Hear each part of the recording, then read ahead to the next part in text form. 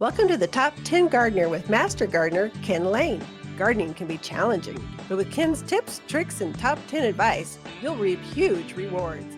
Now, welcome your garden host, Ken Lain. And welcome to this week's edition of The Mountain Gardener, your host, Ken Lain, here talking about the landscapes of northern Arizona. And we are into the thick of the planting season. Actually, as we get into the 80s and low 90s, it's kind of ideal for plants. They'll really take off with new growth. And what's happening is before we were in the 70s and it got cool into the 40s or high 30s, and the ground stays cold. So it's warm in the day, but the ground, it's all about the ground. So the roots take off when the soil temperature gets up into that 55, 60 range. And when that happens, the top growth and the bottom growth, the plants are just going, I'm just feeling good. And they start rooting, growing. I mean, your tomatoes will start going like crazy. And so this is just a tremendous time to be planting even trees, even evergreens. So your Colorado spruce, they're starting to elongate their new growth. Again, that is temperature of the soil kind of triggered. So if it's warm, kind of goes, yeah, it's good. But when the temperature of the soil gets certain temperature, they just ignite with new growth. Pine trees, junipers, cypress, cedars, they're all kind of triggered by soil temperature. And I don't think we talk about this enough about gardening. We're thinking it's by frost dates. Yeah, frost dates are something. Frost is more about when does the environment kill your plants, mainly tomatoes, your tropical things. But really, soil temperature has more to do about when do plants activate and grow than a frost date does.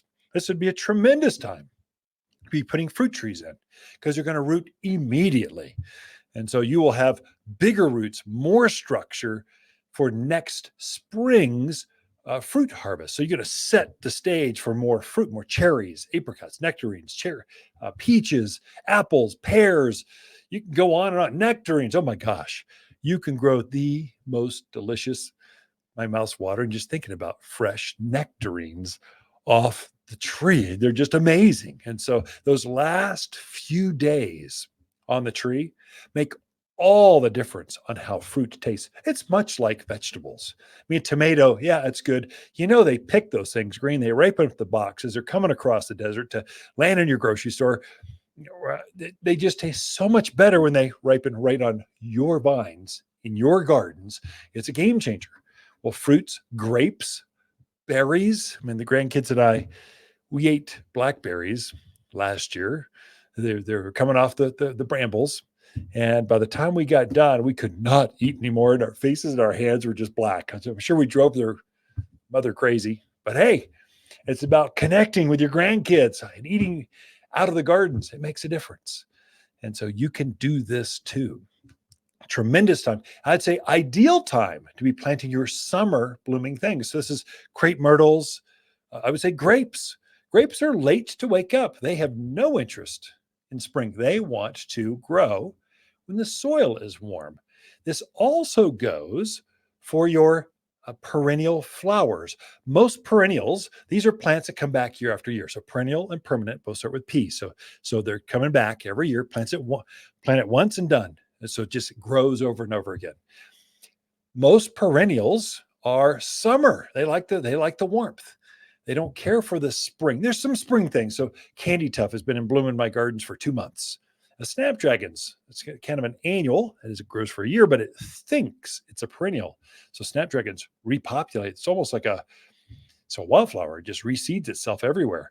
Snapdragons love this. They grow early. But summer things like echinacea, gaillardia, coneflower, Mexican hat, Shasta daisies. These are all they want it to be warm. They want the soil, their feet to be warm before they'll start actively growing and setting flowers. And so really I defined June as perennial month. It's the month that most of your perennials look their best. This is also the time when your summer blooming shrubs look their best. So this is smoke bush. That's a beautiful Purple, it's not just purple, comes in chartreuse and green, but the purple one's the most famous, and the flower hovers above the top of the foliage, and it looks like it's smoking. It's a beautiful plant. It's a butterfly attractor of all things. So butterflies love the taste of that flower. This is when a lot of your autumn sages, anytime it says the word sage, it means loves the heat and wind. It will bloom from here through the heat. It loves that. And so it's waiting for soil temperatures to be warm enough. Then it's nonstop, riotous, just color. And butterflies love sages. Anytime you hear the word sage or salvia, it's the same plant.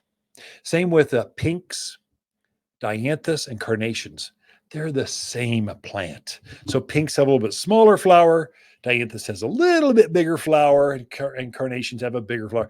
They're the same plant. The foliage is the same. Flower size changes a little bit, but they both love this time of year. And they're nice evergreen.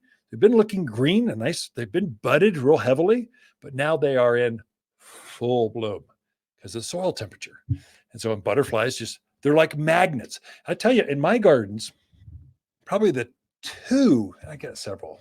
So we love birds and butterflies.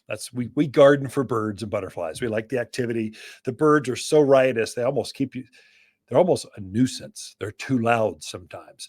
And butterflies, you can never have too many. But the flowers they love the most in my gardens are scabiosa, or pincushion flower is the common name. It's a little plant. The foliage is maybe ankle high, but the flowers hover about a foot above that. And they look like pincushions, like you're sewing pincushions. And they're like butterfly landing pads. I just love that plant. If you've got a couple of those in your yard, you will have butterflies. I mean, all varieties. Another one is Gaillardia and Echinacea. These are both similar. Gaillardia blooms early. It's a native plant, has a big sunflower kind of flower, not big as your hand flower, but it looks like a sunflower that's about just shy of a baseball size. So it's that big around.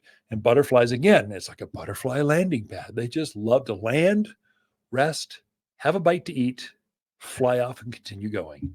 They just can't resist. So it's swallowtails, peanut ladies, to monarchs. They all like it. And so in my trees, there are some trees that are just naturals for butterflies. One is Mimosa, or silk tassel tree. So they've leafed out a little late this year. They're finally starting to bud up with flowers, and they will bloom nonstop through summer.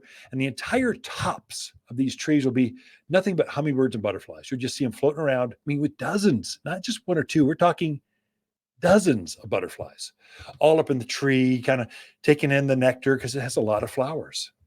The local native that's very similar to that they just can't resist is desert willow. There's a wild tree that grows, maybe mid-teens. No taller than 20 feet. It's a short tree or a big bush. Many times it's multi-stemmed. Has these beautiful flowers on them, kind of vase-shaped flowers, which hummingbirds love. Anything with a long proboscis or long beak loves to get in there and just take out the nectar. And it just blooms like crazy. And the newer varieties of desert willows. So we no longer sell the native one because there's so much better native ones. We've bred the bean pod out of them. And so now we've got one so it blooms, and then it self-prunes that flower, lets the flower go, and automatically sets another flower. Instead of a bean, it forms another flower. So it's a repeat blooming desert willow. The butterflies think that's the greatest thing ever. They just cannot resist it. And so there's just so many flowers. Coral bells, or heuchera. It's a perennial. It's a nice foliage plant, but the flowers hover real tall above the foliage, up about a foot tall. Butterflies are all over that thing. It's amazing. And of course, butterfly bush. It's a natural.